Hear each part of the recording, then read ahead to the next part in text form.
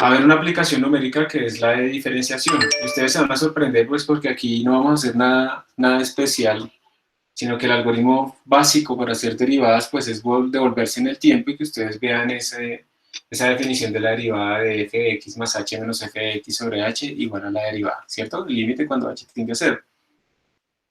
De esa manera es que nosotros vamos a calcular las derivadas numéricas.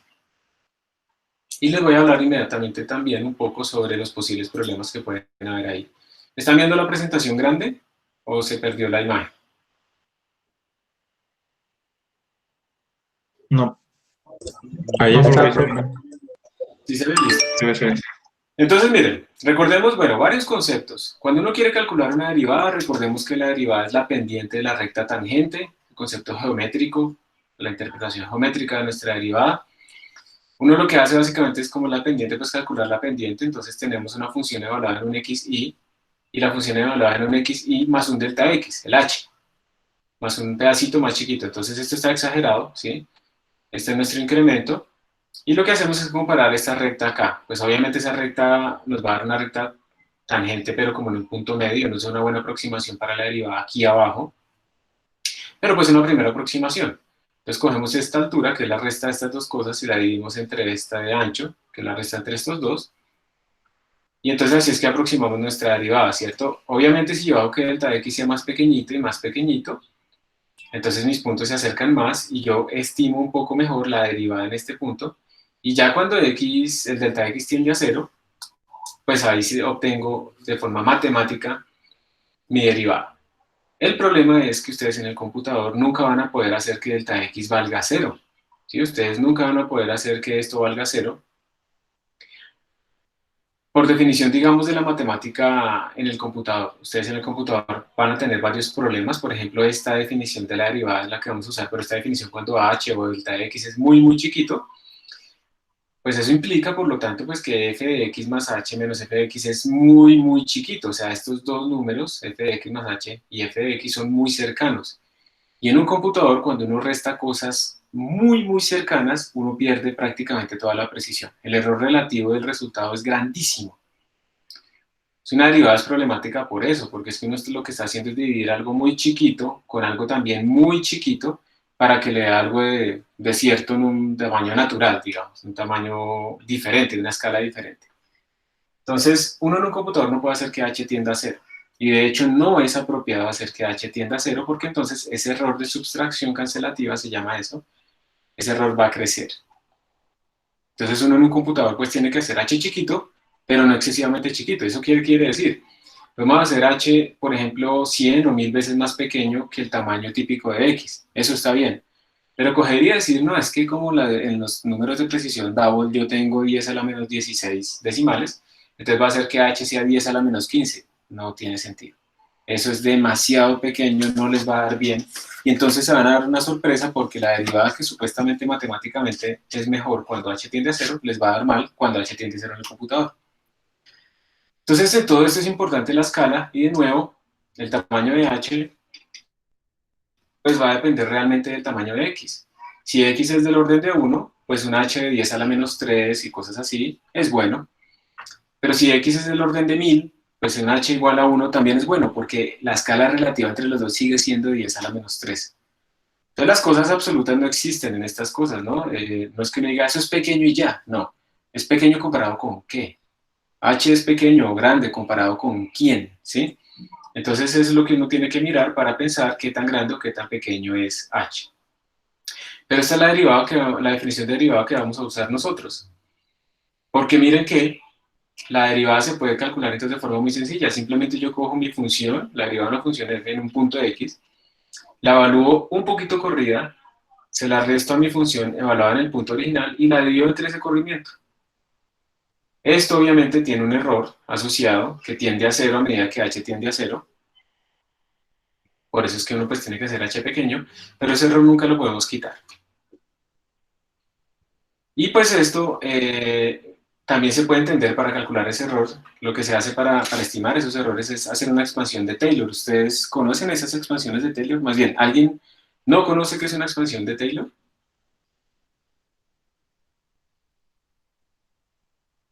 Si no lo saben, acéptenlo, tranquilos, es normal no saber, no haberlo visto, ¿sí? No, no se pongan allá callados, que porque todo el mundo sabe, entonces uno no dice nada.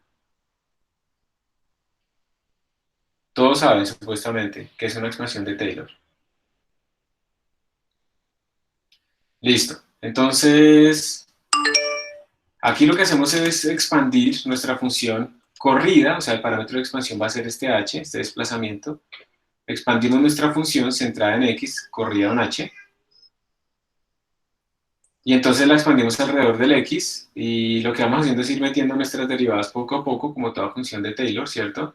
Eso va como la función derivada de n veces, se evalúa en el punto donde queremos, donde estamos centrados, por ese parámetro de expansión a la n sobre n factorial. Entonces aquí está h a la 0, h a la 1, h a la 2, h a la 3, ta, ta, ta, ta, ta. Y aquí abajo pues está el factorial, 0 factorial, 1 factorial, 2 factorial, 3 factorial, etcétera, etcétera. Y la derivada. Entonces, cuando nosotros estamos utilizando esta aproximación para nuestra derivada de f de x más h menos f de x, para calcular la primera derivada, pues la idea es que ustedes entonces están truncando esta serie aquí en este término, ¿cierto? Estamos truncándola acá. Estamos ignorando todo lo que sigue de aquí para allá.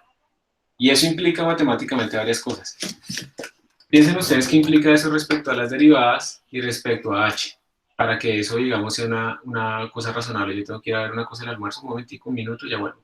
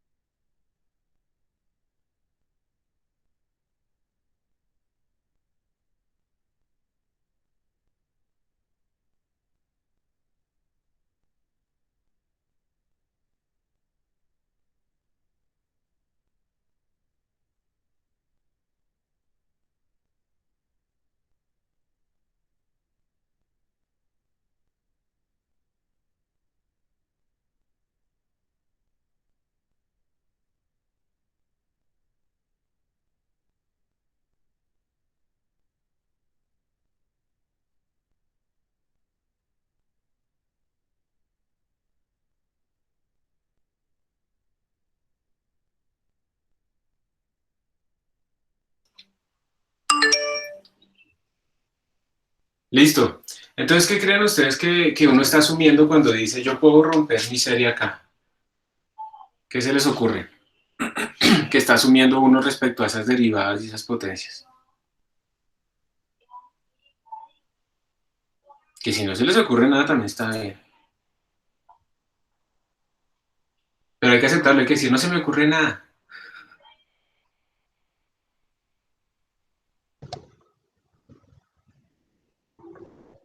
Que se hace en cero. Exacto. O sea, esa es una de las cosas, lo podemos decir así.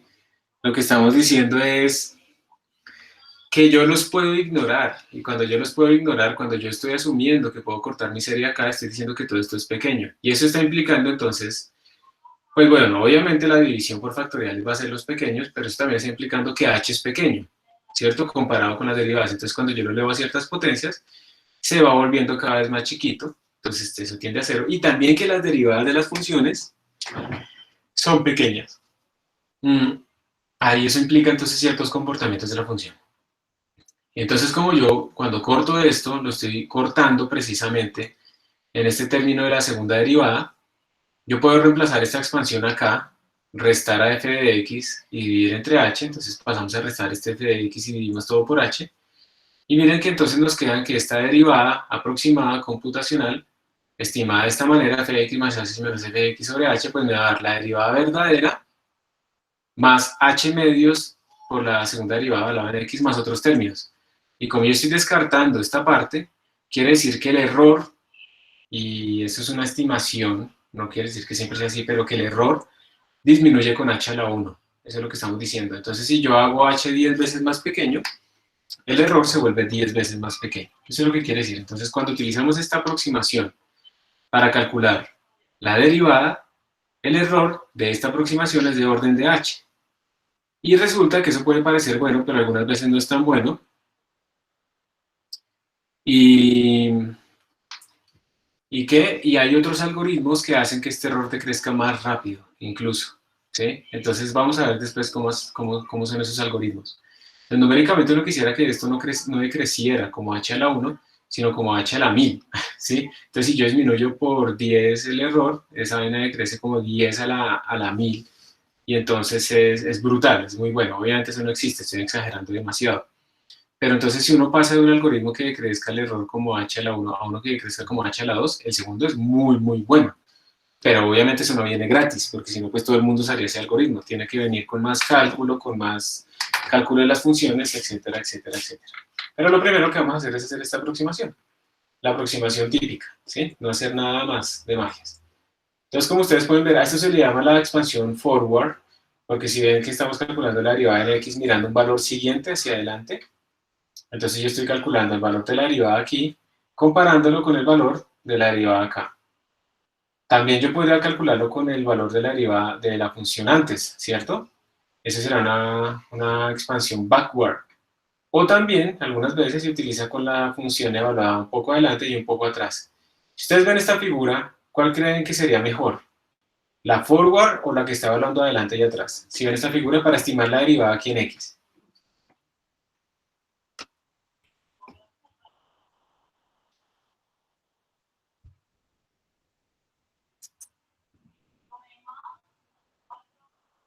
¿Qué creen ustedes? ¿Cuál sería mejor? La de ambos. La de ambos, ¿cierto? Adelante y atrás, porque por ejemplo específicamente en este punto se ve que la derivada debería ser cero y la derivada forward pues no está dándonos como esa pendiente igual a cero. Entonces, vamos a ver más adelante cómo se formula esto, pero para que ustedes calculen el error de esta segunda derivada, pues simplemente hacen la expansión hacia adelante, f de x más h medios, luego hacen la expansión hacia atrás, f de x menos h medios, y luego despejan de ahí, suman o restan las series para despejar la primera derivada, y se van a dar cuenta de una sorpresa interesante que surge ahí. Entonces, para que vean esto del error que tiende a 0 como h, si uno coge esta función, a más bx al cuadrado, y le calcula la derivada analítica, pues eso le da a uno 2bx, eso no tiene ningún misterio. Si utilizamos esta expresión de la derivada forward, f de x más h menos f de x sobre h, entonces la típica que ustedes los ponen a hacer, supongo, los ponen a reemplazar este x más h acá, expandir, restar, simplificar, y entonces al final le da a uno esto, 2bx más bh, y como pueden darse cuenta ustedes, pues es la derivada exacta más b por h, o sea, el error decrece definitivamente como h. Entonces eso es para que ustedes vean que esto siempre va a suceder, y cuando uno escribe esta notación, yo no la escribí acá, el error va con orden de h, uno está ignorando las otras constantes que están por ahí metidas, como esta constante b. Esto es muy bueno si b es chiquito, pero si b es gigantesco, pues este error es muy grande, ¿cierto? Entonces uno pues, digamos, también tiene que tener en cuenta eso. Cuando uno habla de los órdenes de magnitud de las cosas, se está ignorando estas constantes. Pero bueno, entonces h es pequeño, entonces esta derivada numérica o computacional estaría muy cerca de la derivada analítica. Esta es la otra, la diferencia central, la que acabamos de ver. Entonces si yo calculo más bien la función acá y le resto la que está acá, y lo divido entre la separación entre esos dos, que la separación sigue siendo h, de tamaño h. Esa se llama la derivada central. Entonces, ustedes también pueden estimar el error en esa derivada central, y cuando uno calcula el error en la derivada central, ese error va como h al cuadrado. O sea, es mucho mejor que esta derivada forward, donde el error va como h. El error en la derivada central va como h al cuadrado, y, por ejemplo, eso implica que es exacta para cosas que son parabólicas. Por ejemplo, esta función que tenemos acá, que es una parábola de orden 2, un polinomio de orden 2, y ustedes calculan la derivada computacional numérica utilizando el algoritmo de la derivada de la diferencia central, a ustedes les va a dar de forma exacta la derivada. La derivada analítica es la misma derivada computacional, o sea que es exacto en estos casos de polinomios hasta grado 2. Entonces, pues esta es mucho mejor de utilizar, ¿cierto? La derivada central. Y después viene una forma de mejorar esas derivadas que utilizan una extrapolación, ya vamos a, o sea, no nos vamos a meter en este rollo, pero resulta que Richardson se dio cuenta que si uno comparaba las interpolaciones que estamos haciendo de una estimación computacional de algo con un valor de una partición H1 con otro valor de una partición H2, él podía deducir que había una relación entre la parte exacta y las interpolaciones que hice con esos H's, con esas particiones. Entonces, en particular, si uno coge que H2 sea igual a H1 medios, entonces digamos que yo primero hice mis derivadas con H igual a 10 a la menos 3 y luego la hago con 0.5 por 10 a la menos 3, eso es lo que quiere decir esto. Entonces, el valor exacto, bueno, una mejor aproximación de mi valor exacto sería 4/3 de lo que yo obtengo con mi valor con H2, con el otro H2, menos 1/3 de lo que obtengo con mi valor H1. O sea, en cuanto a las derivadas, esto sería una mejor estimación de mi derivada. Y ustedes van a ver que cuando apliquemos esto a nuestras derivadas, la interpolación de Richardson, el orden de precisión va a ser muchísimo, muchísimo mejor que simplemente dejáramos la central o la forward. Entonces vamos a implementar ahora estas derivadas, forward, central, Richardson con forward, Richardson central, y vamos a irlas comparando para que ustedes vean estos casos. Y vamos a graficar las diferencias. Entonces, vamos a abrir el código. Voy a ir a mi consola. Ya estoy aquí en el repositorio de nosotros. Voy a crear el directorio para el día de hoy. Este año se va a pasar, a pesar de la cuarentena, también va volando. Simplemente porque uno hace y hace y hace, pero al final no hace, ¿no? Entonces uno siente que hace todo el día, está ocupado, se le pasa el tiempo rápido, pero cuando mira lo que ha hecho acumulado es muy poco. Pero eso es normal. Y esa percepción la van a sentir ustedes cada vez más entre más viejos sean. Por eso entonces uno tiene que buscar hacer cosas más útiles en el día a día, ¿no? Para que acumulen, de a poquitos. Entonces hoy es esta fecha y hoy vamos a hacer derivadas.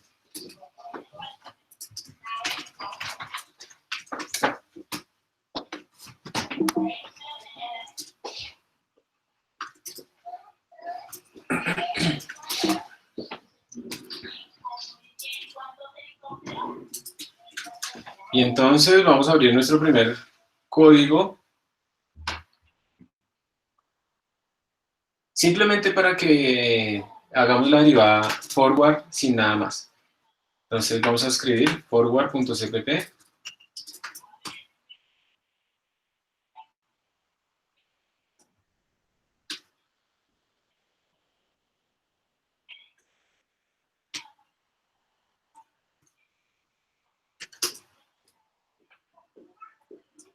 Vamos a dejar este main así. Include iostream. Include cmath. Vamos a calcular las derivadas de algunas de estas funciones y la vamos a comparar con el valor verdadero. Bueno, verdadero no, mejor calculado numérico. Y nuestro objetivo en este programa es calcular la derivada forward. Y como siempre, digamos, en estos problemas es del seno, para que podamos comparar con el coseno y calcular errores. Y lo vamos a hacer, vamos a graficar. Vamos a graficar primero la derivada como tal y luego vamos a graficar el error en función del x. Y vamos a graficar para x entre 0 y 2pi, por ejemplo. ¿Sí? Vamos a hacerlo así. Y luego vamos a comparar errores. Con lo que esperamos que nos dé la derivada del seno, pues es coseno. Y entonces por eso incluyo cmath para poder hacer todas esas cosas. Entonces, si vamos a hacer esto, tenemos que definir algunas constantes, algunas variables y algunas funciones. Podemos imprimir a la pantalla los valores que nos estén dando nuestras derivadas. Entonces lo que vamos a hacer es definir varias cosas. Primero, int, bueno, ustedes pueden definir el número de pasos, o sea, un n. Digamos, ustedes quieren dividir entre 100 pasos el intervalo entre 0 y 2pi, y eso implicaría que el h, vamos a poner mayúscula, todo esto lo voy a hacer constante porque esto no quiero que cambie, pues el h sería 2pi, 2 por npi, eso es una constante que aparece en la librería matemática, menos 0, para que sea completo, sobre n. Esa sería la forma de definir el h. Si yo defino el número de intervalos. O lo puedo hacer al revés. Yo puedo decir const double h, le voy a decir h va a valer 0.1, y entonces con esto puedo calcular el número de pasos, ¿cierto? Si yo dividí esto de esta manera, entonces el número de pasos sería 2 por npi menos 0 sobre h, ¿no? Sobre h. Ese será el número de intervalos que yo tendría. Cualquiera de los dos está bien. No pasa nada. Entonces, yo les digo una cosa. Yo quiero, digamos, esto que sea como un taller también para darles algunos tips. Colocar estos valores así como tan mágicos acá no da como mucha confianza en el código. Son constantes, variables mágicas, constantes mágicas que uno está colocando. Entonces sería, por ejemplo, útil más bien definir, para que uno entienda qué es esto, que vamos a decir que el x mínimo va a empezar en 0, parametrizar absolutamente todo, que el x máximo va a ser 2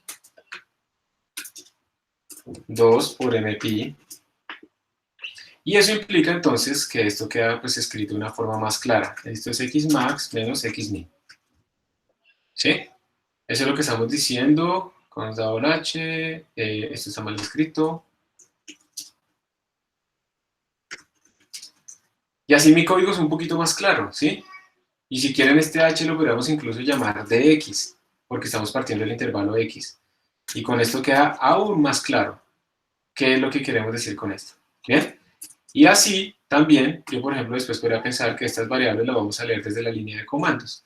Y uno ya entiende a qué es que la está transformando. Entonces traten por favor de no poner variables mágicas por acá, constantes ahí que uno pues no sabe dónde salieron esos números. Y si después yo les digo a ustedes, no, hagamos la derivada desde menos pi, entonces es muy sencillo, entonces menos mpi, y ya. Simplemente con ese cambio recompilo y corro, y ya está, ¿sí? Es mucho más claro mi código, entonces esa es una buena práctica de programación. Entonces, bueno, vamos a dejarlo así, y tenemos que aquí está nuestro n, y entonces lo que vamos a hacer es, la estructura de nuestro código sería, empezamos en 0, mientras i sea menor que n, y lo vamos incrementando de a 1 en 1. Y entonces yo lo que diría es, bueno, aquí yo voy a definir un x, el x sería mi x real. Entonces miren, lo que estoy haciendo es pasar intervalo a intervalo, lo voy a pasar al número real. Entonces el x real que yo voy a utilizar sería x min más i veces la resolución, ¿cierto? Entonces ahí, ¿qué es lo que estoy diciendo? Por ejemplo, lo que estoy diciendo es que yo partí el intervalo en pedazos de x igual a 0.1. Digamos que mi intervalo va entre 0 y 1 para que me quede más corto. Este es mi intervalo. Entonces, yo lo que estoy diciendo es que yo tengo pedacitos que son 0.0, 0.1, 0.2, 0.3, 0.4, ¿cierto? Y así sigue.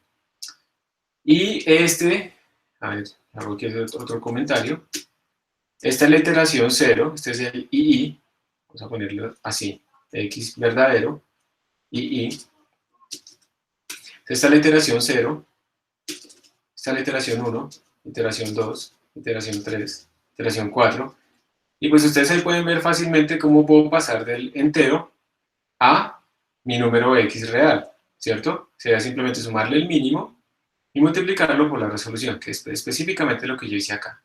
Entonces por eso es que es preferible siempre hacer loops sobre enteros y no loops sobre doubles. Esa es otra cosa que uno a veces ve. A veces uno estaría tentado a decir, bueno, entonces voy a hacer lo siguiente, for double x igual a x min, mientras x sea menor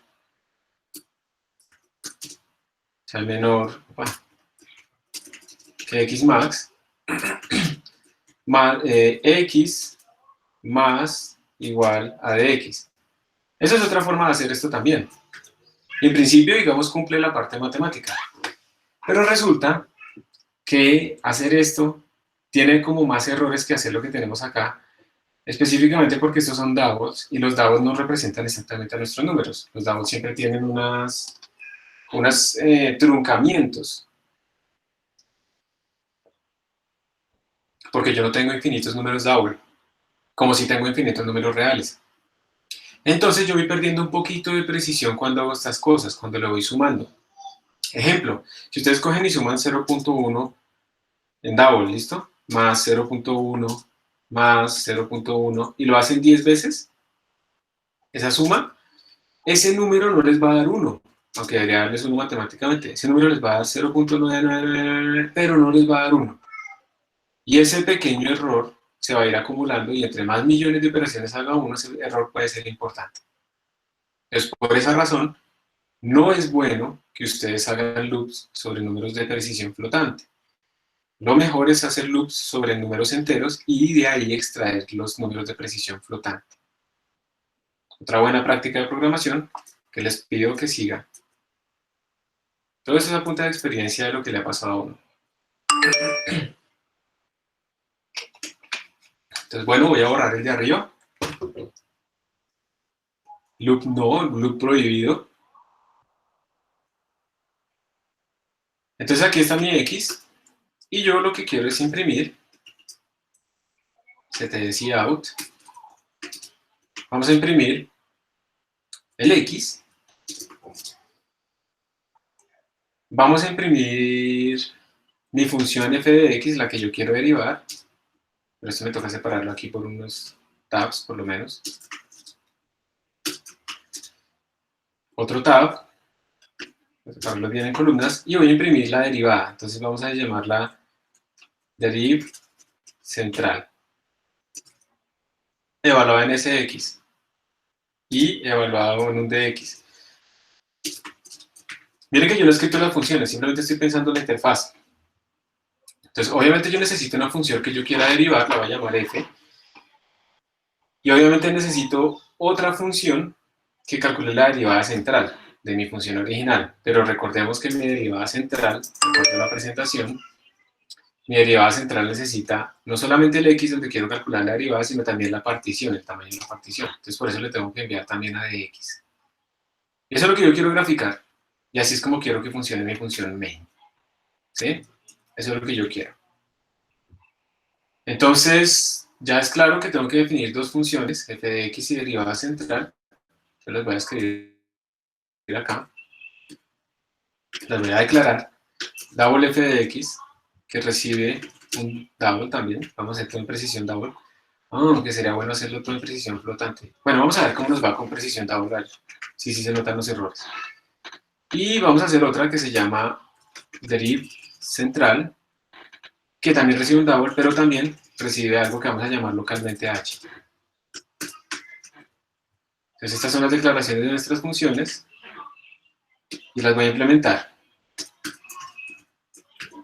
Entonces la función f, como dijimos, por ahora lo que simplemente vamos a hacer es derivar el seno, entonces la función original es seno, entonces vamos a hacer el return std del seno de x, y ya.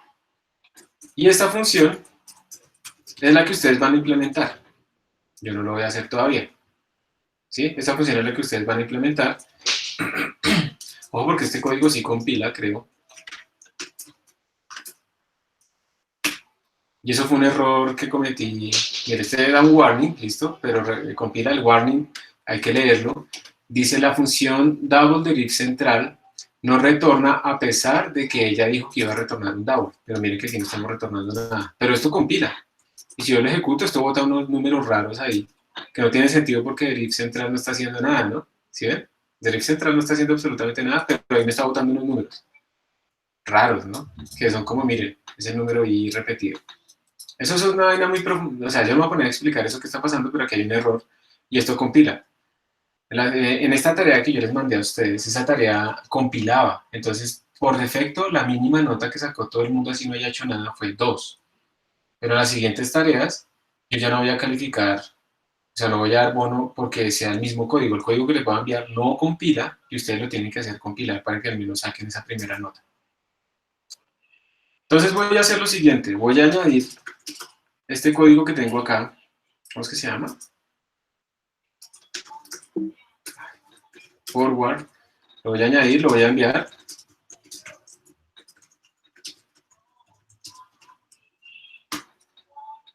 Se los voy a enviar a ustedes.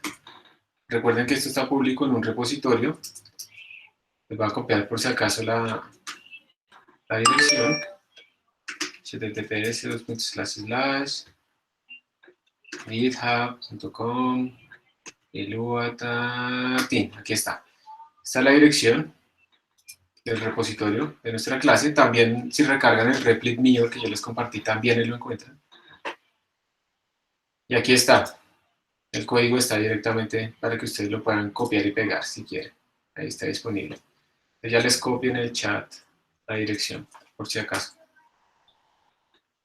Entonces, tienen ustedes en este momento más o menos 8 minutos, que es bastante, para que implementen cómo se calcula la derivada central, o sea, esto que debería retornar, y esto pues les dé algo razonable. Y si quieren, si alguien ya sabe medio utilizar ggplot, pues entonces lo grafica, para que vean si sí les está dando bien o no les está dando bien. Entonces, por ejemplo, yo lo que puedo hacer, miren, es redireccionar. Miren, por favor, paren un momento. Miren, todos. Siento por alguna razón que no están mirando todos. Cuando yo escribo así esto, ./a.out, esto me bota los datos a la pantalla. Hay una forma muy fácil. Después vamos a aprender a escribir en archivos, pero hay una forma muy fácil de escribir esto en un archivo en Linux, que es simplemente coger la salida estándar y redireccionarla a un archivo de texto. Cuando yo le digo esto así, esto me lo guarda en datos.txt. Y luego yo puedo entrar a Gnuplot, vamos a utilizar Gnuplot ahorita para pintar, y yo le puedo decir plot, datos.txt, y le voy a decir que por ahora utilice la columna 1 con la columna 2. Esta primera era de x y esta segunda es la función f de x. Y le voy a decir que pinte también datos.txt.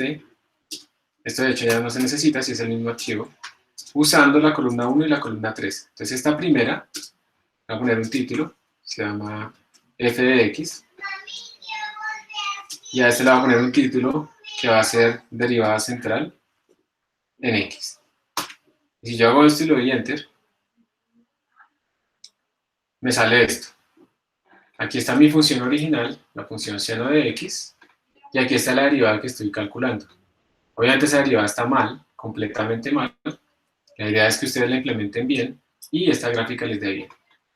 Entonces les voy a dejar la consola y el código juntos para que ustedes resuelvan esto. Entonces miren, tienen que calcular la derivada central. ¿Está bien? Hagan a ver, tienen 10 minutos. Ya bueno. Pueden hablar entre ustedes.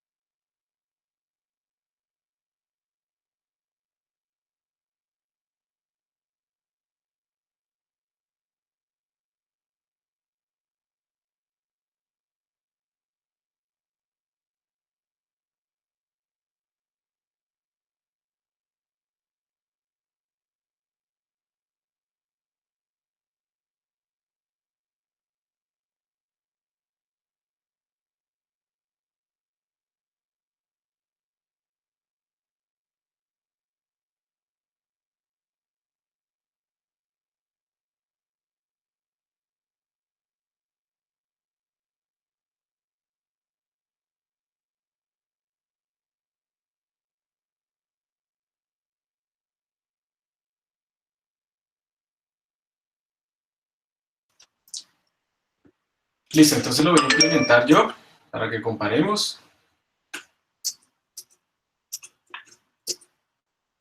Esto sería entonces muy sencillo. Sería pues aplicar la derivada que tenemos nosotros acá, o sea, retornar f de x más h menos f de x sobre h. Entonces, return, f ya está declarada, entonces la podemos usar sin problema, f de x más h, voy a poner esto en paréntesis, menos f de x, todo sobre h, y ya. Y entonces voy a compilar. Profe, ¿no sería h medios? No, no porque estamos... Ah, perdón. Sí, yo les dije que hiciera la central, ¿no? Y este se llama forward. Voy a cambiar el nombre, pero si la hicieron con el h medios porque era la central, está bien. Ya vamos a pasar allá. Claro, cometí ese error, les dejé la central. Pero está bien si hicieron la central. No la van a borrar. Entonces voy a hacer la forward por ahora. Fue la primera que empezamos. Gracias a la persona que habló. Te la va a compilar. Deriv central. Me está diciendo que no existe. Claro, yo no sé por qué le puse eso. Forward.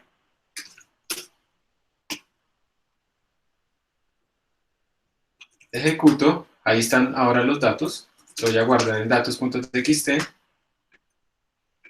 Ay, verdad. Tengo activado aquí una cosa de seguridad. Listo. Y voy a pintar. En el plot.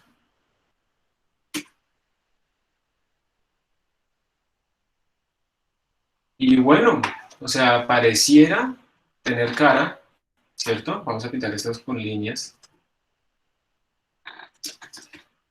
Line points. Line points. Entonces esto sí parece un coseno, ¿cierto? Esta derivada central sí parece como un coseno.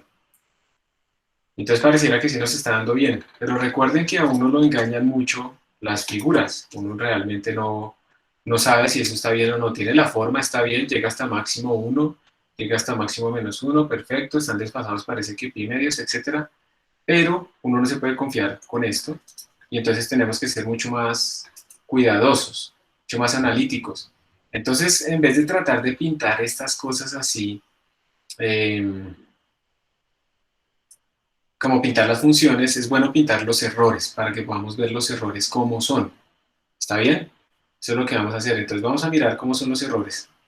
Y el error en nuestra derivada pues sería comparar cuánto nos está dando la derivada forward con el valor que uno espera, que será coseno de x. Y para ese coseno exacto, entre comillas, vamos a utilizar pues nuestra librería matemática para que nos dé el coseno, en este caso. Entonces, yo lo que voy a hacer acá es calcular un error. Le voy a poner un error central. Ahí otra vez yo con mi central forward. Y ese error sería el valor absoluto. Como son números de punto flotante, le pongo fabs. El valor absoluto que habría entre la diferencia entre estos números, ¿no? Que sería 1 menos lo que me da, que sería esta vaina,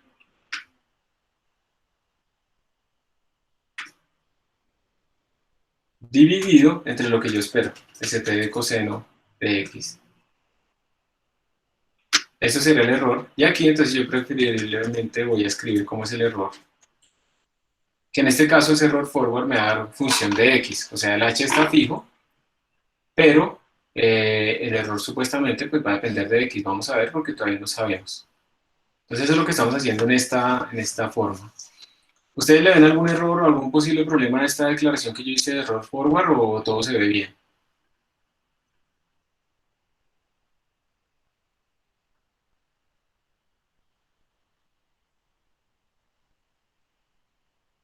¿O creen que puede haber algún problema en algún momento? Profe, una pregunta.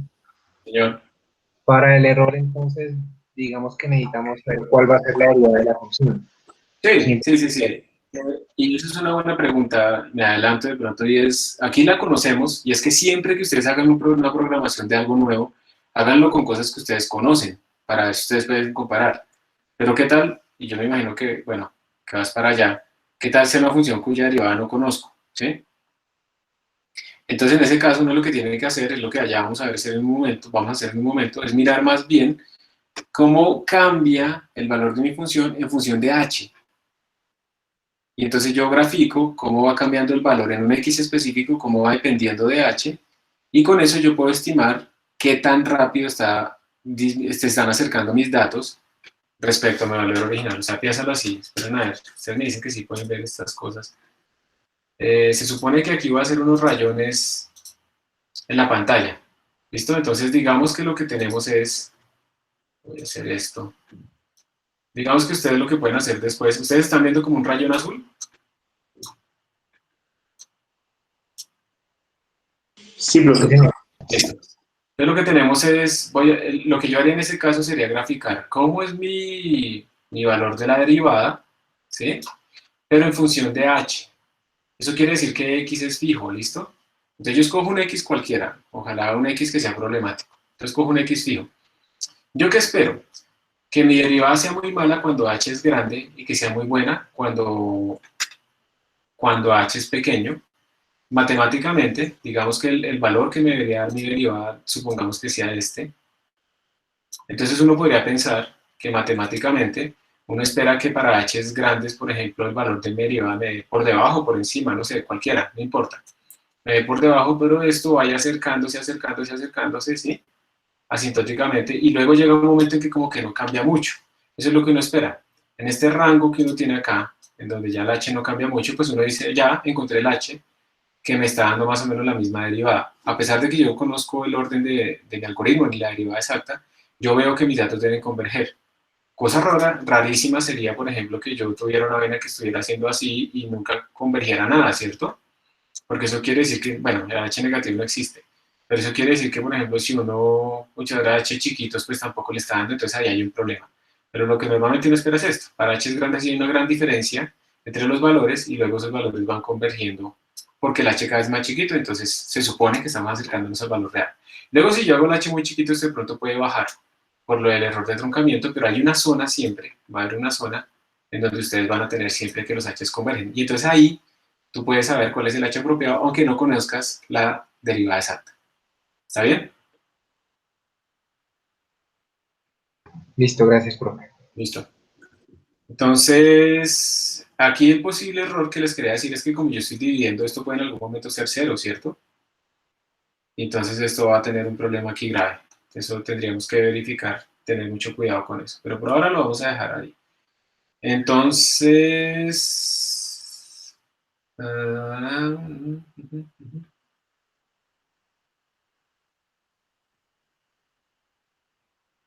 vamos a dejarlo así por ahora. Lo voy a graficar, voy a volver a compilar.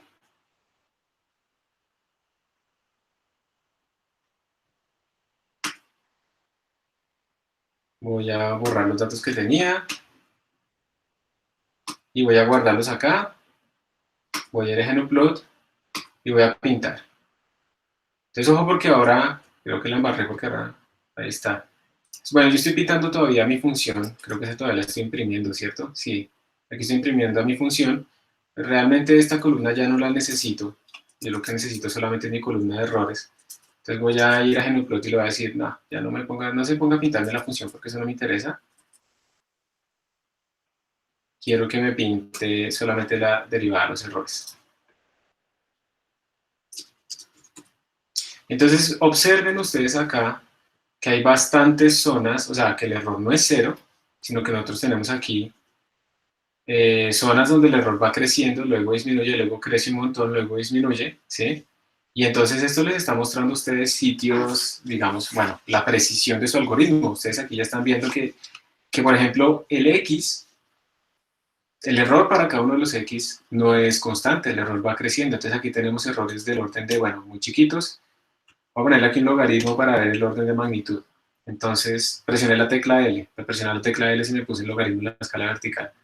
Entonces, por ejemplo, en estos valores, miren que es como cerca a pi, me da muy bien, ¿cierto? Nada cercano, pues un error, digamos, del orden de 10 a la menos 3. Pero, cuando yo estoy por aquí, que esto es como pi medios, que también traes ahí, recordemos que el coseno de pi medios es 0, entonces nuestra estimación del error tiene que crecer, pero justo antes o justo después, miren lo que nos está pasando, el error está creciendo, luego disminuye, luego vuelve a crecer, Entonces tenemos a veces errores del 1%, 10 a la menos 3, y no es constante. Entonces, ¿ustedes qué harían para disminuir estos errores? ¿Qué sería lo que harían? ¿Qué es lo que hay que cambiar para que estos errores sean más pequeños?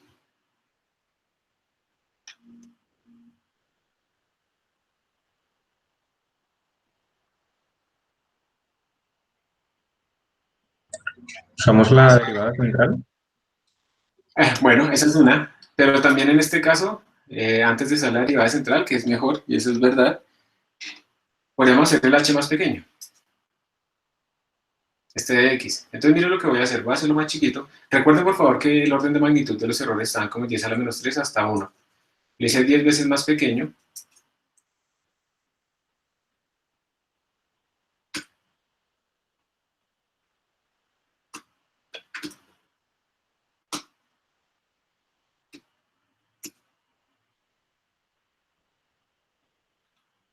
y ahora observen por favor que aparte de esas zonas donde se vuelve cero nuestro coseno y estamos dividiendo por cero, los errores se volvieron más chiquitos. Antes lo más chiquito que llegábamos era 10 a la menos 3, o sea, por acá.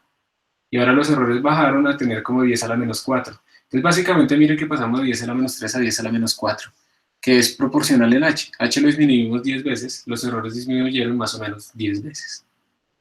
¿Está bien? Entonces ahora, digamos que con eso estamos viendo que no cambia como mucho, cambia, pero no tanto. Entonces ahora sí, pues vamos a ir a implementar un mejor algoritmo, que es el algoritmo de la derivada central, para poder comparar todo esto, cómo se comportan estos dos algoritmos. Entonces voy a añadir este código, se los voy a enviar al repositorio, y ahora voy a cambiar el nombre a esto para que se llame central, y voy a implementar la derivada central. Entonces voy a crear una nueva función, ahora sí se llama deriv central, y voy a venir a implementarla acá, deriv central, y aquí lo único que tendría que hacer será escribir pues, la definición de la derivada central, que es f de x más h medios menos f de x menos h medios. Y ya acabé. Entonces ahora tendrá que calcular aquí el error de mi derivada central.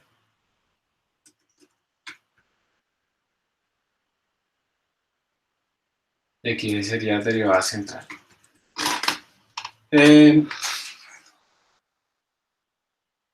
Bueno, por ahora vamos a seguir con ese error de cuando dividimos por cero. Forma lo podría quitar. Hay maneras de quitarlo, pero por ahora lo voy a dejar así sencillo. Entonces voy a imprimir, voy a quitar esta impresión de la función, eso no me interesa. Voy a imprimir solamente los errores, el error forward y el error central.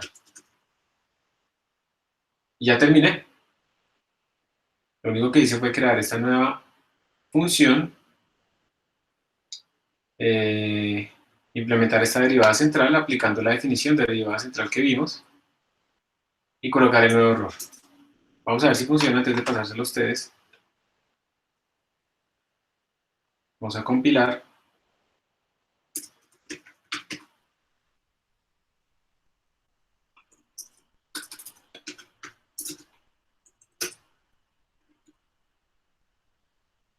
Vamos a ejecutar. A ver, esto me saldría un montón de datos acá, listo. Pero miren que solo viendo estos datos, ya ustedes ven que las cosas son diferentes. Observen que con la derivada forward tenemos estos valores de error del orden de, bueno, 0.3% y va creciendo 0.1%, pero miren que los valores de error con la derivada central son muy chiquitos. De hecho, me está extrañando que estén dando como constantes. Entonces voy a revisar mi código porque pues, me parece sospechoso eso. Derivada central. Ah, bueno, y voy a volver a hacer este pronto es que esto es muy chiquito. Voy a ponerlo así grande, 0.1. Que no veo nada raro. Derivada central, x de x está cambiando, sí. Se me hace raro que sea siempre tan chiquito. Entonces voy a volver a compilar, lo voy a correr. Cambio. ¿sí? Pero sigue siendo constante, eso no me cuadra que sea constante.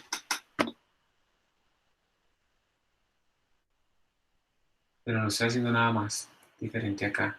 Bueno, pues eso es lo que está dando. Entonces vamos a mirar cómo nos da todo esto. Voy a graficarlo.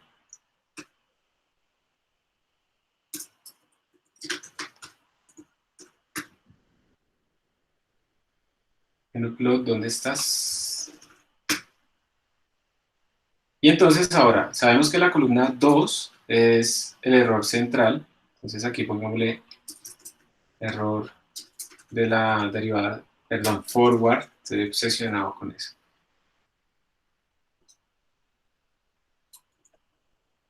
Una de las ventajas de utilizar GnuPlot es que cuando uno está en otro sistema remoto, uno puede graficar en pantalla con GnuPlot también. Entonces es muy útil cuando uno está, digamos, en un clúster o cosas de ese estilo. Por eso es bueno saber lo básico de GnuPlot. Y esto sería error central. O sea, aquí lo estoy graficando. Voy a sacar el logaritmo otra vez. Entonces observen que mientras que nuestra derivada forward depende del x y siempre nos está dando pues este tipo de orden de magnitud, ¿sí? Entre 1 y 10 a la menos 3, nuestra derivada central está siempre mucho más abajo. ¿Listo? Y bueno, es constante. Eso no me cuadra que sea constante, pero bueno, ya miramos si está pasando algo raro.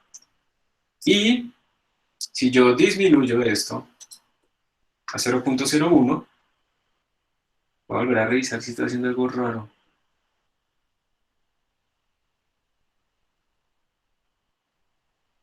No, pero no, lo veo bien. Bueno, y vuelvo a compilar.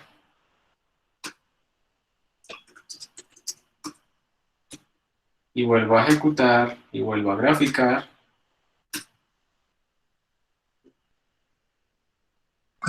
Profe, Señor. es que veo algo, pues algo chévere con respecto a ese error, y es que, pues ahí el error depende de la tercera derivada de la función. Y Sí, es cierto. Y la tercera derivada es la misma función, ¿no? sí, ¿verdad? O sí es la misma función. Sí, claro. Entonces, bueno, es la misma, pero con otro signo. O sea, a ver, la derivada de seno es coseno, la derivada de coseno es menos seno. Lo que cuando tenemos esta aproximación, pues sí, el error es proporcional a la segunda derivada.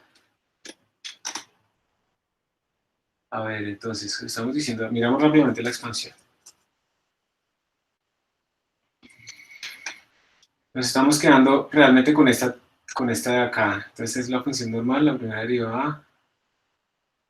Cuando la despejamos, entonces esta derivada sería la derivada original más la segunda derivada más la tercera derivada. Seno, coseno.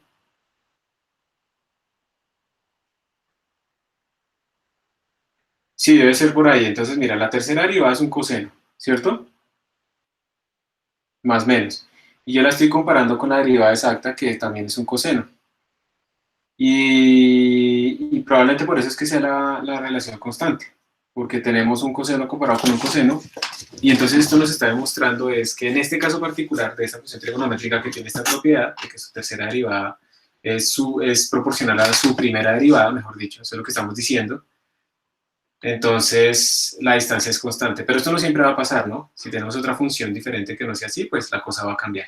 Pero sí, muy bien. Esa es la explicación de por qué da constante. Y entonces observen también acá que cuando yo disminuyo, pues el error es muchísimo más pequeño utilizando la derivada central que esta derivada pues forward. Entonces digamos que viendo esto, ustedes de ahora en adelante, ¿cuál función utilizarían para estimar la derivada? ¿La central o la forward?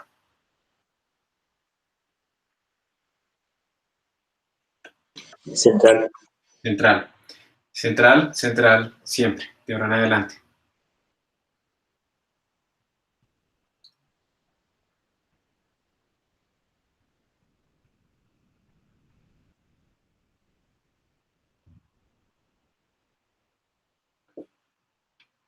Permítame un momento.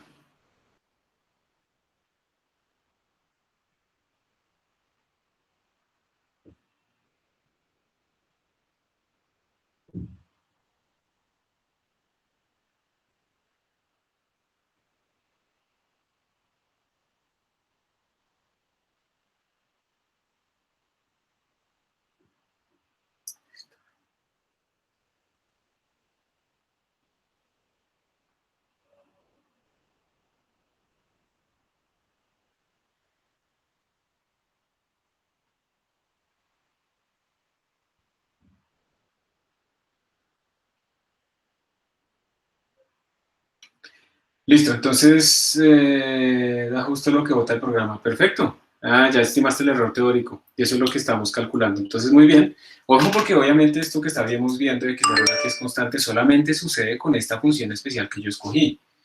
Si ustedes cambian el polinomio pues o la función, pues ahora todo esto va a cambiar.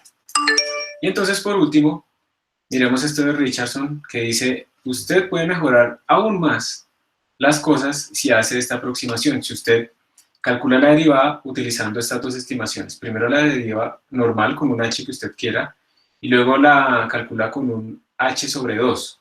Y esos dos valores que le retorne la derivada los resta de esta manera, los opera de esta manera, y entonces su estimación de la derivada va a ser mucho mejor. Y vamos a ver si eso es verdad. Entonces vamos a crear aquí una nueva función para forward, que se llame, pero esperen, voy a guardar esto con otro nombre. Richardson.cpp. Entonces voy a crear double Richardson y lo vamos a hacer para la forward, para ver si nos ayuda con la forward, que es la que peor nos está funcionando. Double X, double H. Vamos a calcular entonces un error. Un error Richardson forward. Error Richardson forward. Entonces aquí sería derivada Richardson forward y imprimiríamos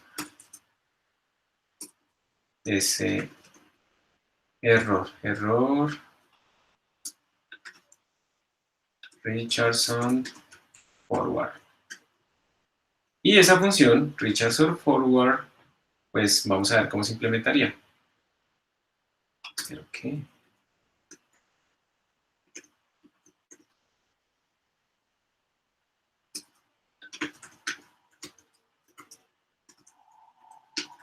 Entonces, ¿cómo se implementaría la función? El algoritmo de Richardson dice, primero estime la derivada con h1, con el h que me mandaron. Entonces, double, vamos a llamarla d1, igual, y sería derivada forward, evaluaban este x y con este h, o sea, esto no cambia. Después dice, estímela con h2, siendo h2 la mitad de h1.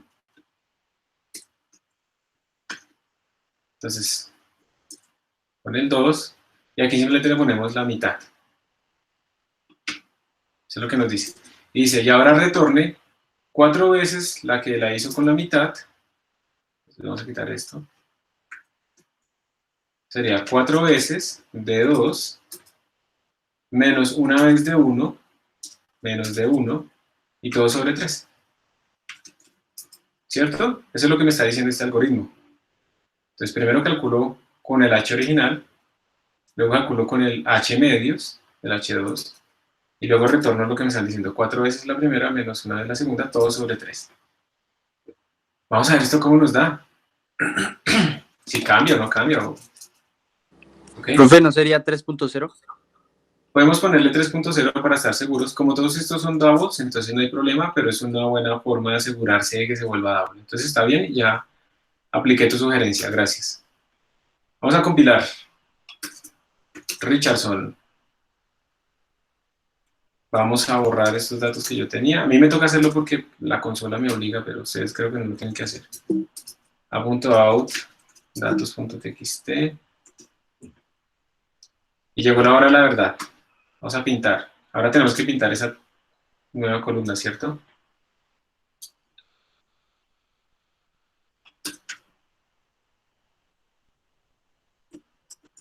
Richardson central. Vamos a ver qué nos da. Entonces observen que en efecto Richardson sí lo mejoró. ¿Sí? Ahí lo pueden ver ustedes. No lo cambia mucho tampoco, es que se vuelva perfecto, que se vuelva como un orden. O sea, él no le va a cambiar el orden. Si esto es un error de orden, si el error va como orden H, el error va a seguir yendo como orden H. O sea, miren que la forma no cambia. Lo que hizo Richardson fue bajar un poco la constante del error. Y entonces mejoró. No muchísimo, pero mejoró. Entonces miren que Richardson sí funciona.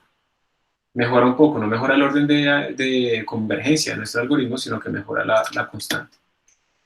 Y entonces ahora queda pues simplemente implementar Richardson para la derivada central.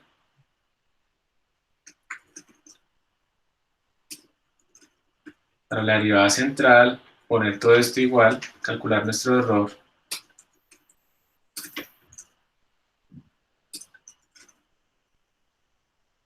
E imprimirlo.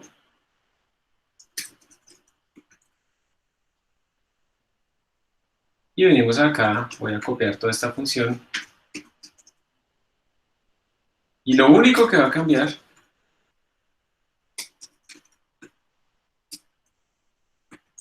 es que aquí vamos a poner central. De resto todo es lo mismo, ¿cierto? De resto aquí todo es exactamente lo mismo. Entonces, voy a compilar por estos datos viejos. Voy a correr en el plot. Y ahora tengo que añadir otra curva, que es con la quinta columna.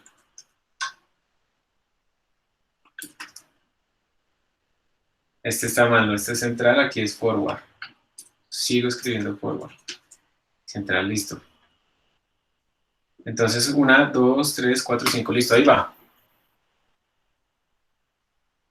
Aquí no se ve nada, porque esos errores aquí son muy grandes. Pongo el logaritmo. Y miren cómo es impresionante, miren. La central con Richardson bajó a tener errores de 10 a la menos 12.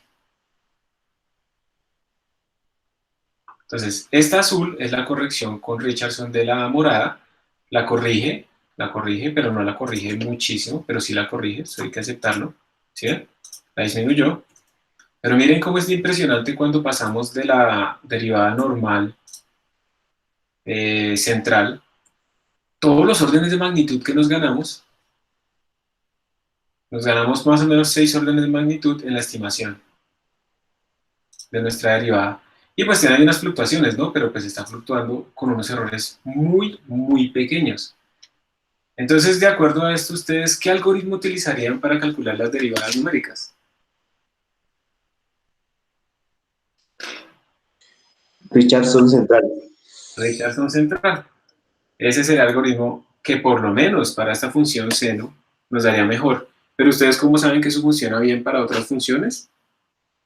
No saben, tienen que probar. Y lo ideal siempre es probar, por ejemplo, con el Richardson central y con el central original y ver si hay cambios o no hay cambios. Entonces, el objetivo, digamos, de hoy era pues, ver cómo se implementan y quiero que también vean que esas implementaciones son bastante sencillas y directas. Y aquí hay dos cosas que quiero que vean. Una, no sé si ustedes observan, si ven que el código de Richardson central y forward es como el mismo y qué es lo que está cambiando entre esos dos códigos. Solamente la función que estamos llamando acá, ¿cierto? Derivada forward o derivada central. Entonces sería muy útil para no repetir código, recuerden que esa es una de las cosas que queremos evitar, será muy útil poderle mandar a Richardson, más bien decirle, oiga Richardson, hágalo con esta función o hágalo con esta otra, que la función sea un parámetro. Eso en la forma antigua se decía parámetros a funciones, pero hay una forma nueva que lo hace muy sencillo, y entonces vamos a implementar esa técnica en la próxima clase, para que ustedes aprendan a cómo parametrizar también funciones como si fueran argumentos. Entonces, bueno, espero que les quede claro como eso, de las ventajas de Richardson. Y por último, pues, ¿qué hace uno cuando quiere calcular derivadas parciales? Hace lo mismo, particiona tanto en el eje X como en el eje Y. Y lo que uno hace con una derivada parcial, pues la derivada parcial por definición siempre deriva respecto a esto, manteniendo esta otra cosa constante. Entonces, si ustedes quieren derivar respecto a X, pues lo que tienen que hacer es mantener Y constante y derivar solamente respecto a X. Y de la misma manera, para derivar respecto a Y, es X constante y derivar respecto a Y. Entonces, eso es lo que se hace siempre, y a esto se le llama el método de diferencias finitas. Uno está partiendo el espacio en pequeños pedacitos y va calculando las diferentes derivadas de la manera que uno busque más apropiada. Ya vimos de todas maneras, como ustedes ven acá, esto es una derivada central, miren, está x más delta x, x menos delta x, pero como no está delta x medios ni delta x medios, porque estamos hablando de que el espacio está discretizado en espacios enteros, delta x, delta x, delta x, entonces el tamaño de esta resta pues es 2 delta x. Simplemente, en vez de poner x más delta x, x más delta x y aquí poner delta x, En vez de ponerlo aquí sobre 2 y sobre 2, realmente ponemos pues todo el tamaño del intervalo, que es 2 veces delta x. Esto es para funciones en donde de pronto uno no las puede evaluar en delta x medios, uno las tiene que evaluar siempre en los puntos de la partición. Por eso es que se hace así. Y pues uno puede aproximar y discretizar todas estas derivadas así de forma gigantesca. Y este método pues también tiene sus restricciones, hay unas cosas para las particiones, pero nosotros no lo vamos a hacer mucho realmente. Bien, entonces recordar, ¿no? La derivada central es como la mejor que podemos utilizar nosotros. Es proporcional a h al cuadrado, el error, y lo ideal sería, por ejemplo, combinarla con Richardson, ¿sí? Y tener en cuenta de todas maneras que el h no lo podemos hacer demasiado pequeño, porque entonces las cosas que estamos restando son muy cercanas y eso nos genera errores de truncamiento. Ese fue el ejercicio que hicimos nosotros realmente el día de hoy. Hay unas variaciones, como por ejemplo pintar más bien el error en función de h y esas cosas, que eso es lo que les voy a mandar de tarea. Escogen un x fijo, y cómo es el error en función de h, y si es una ley de potencias o qué es, todo ese tipo de cosas. Y bueno, hay algunos ejercicios para calcular derivadas y eso, pero realmente pues ya es simplemente empezar a cambiar la función f. Entonces, como nos quedan 2 minuticos, los quiero aprovechar. Quiero mostrarles cómo sería lo de la parametrización de Richardson. Entonces voy a incluir aquí una cosa que se llama functional. Y lo que voy a decir es lo siguiente.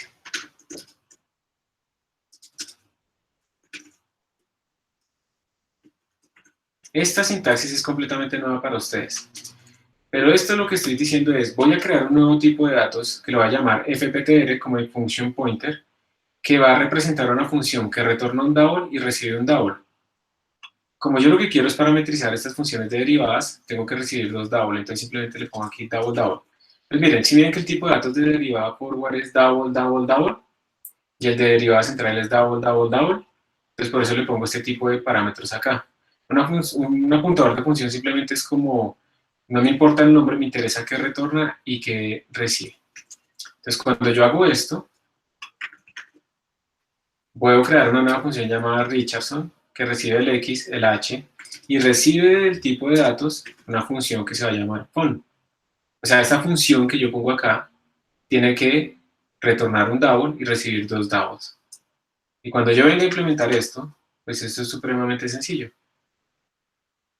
Vamos a ponerlo acá. Yo lo único que haría sería escribir exactamente este mismo código, pero aquí en vez de deriv central, le digo la función fun evaluada en xh, la función fun evaluada en x más h medios. Entonces mire que ya simplifiqué mi código, yo ya podría borrar estos 2 Richardson de acá, porque yo le puedo mandar ahora la función, y entonces, cuando yo venga aquí arriba, en vez de hacer esto, de calcular el error así, yo lo único que tendría que decir es Richardson forward, Richardson acá, y le digo, en este x, en este delta x, y la derivada es ¿cómo es que se llaman nuestras derivadas? Deriv.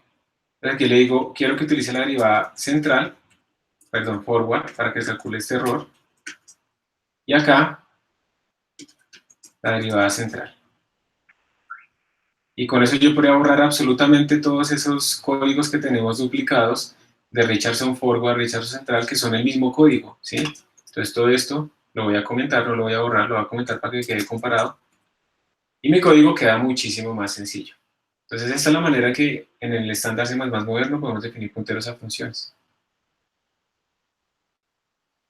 Y con eso terminamos la clase. Yo les voy a subir esto al repositorio. Muchas gracias por su atención. Nos vemos en la próxima sesión. Que estén muy bien y cuídense, por favor.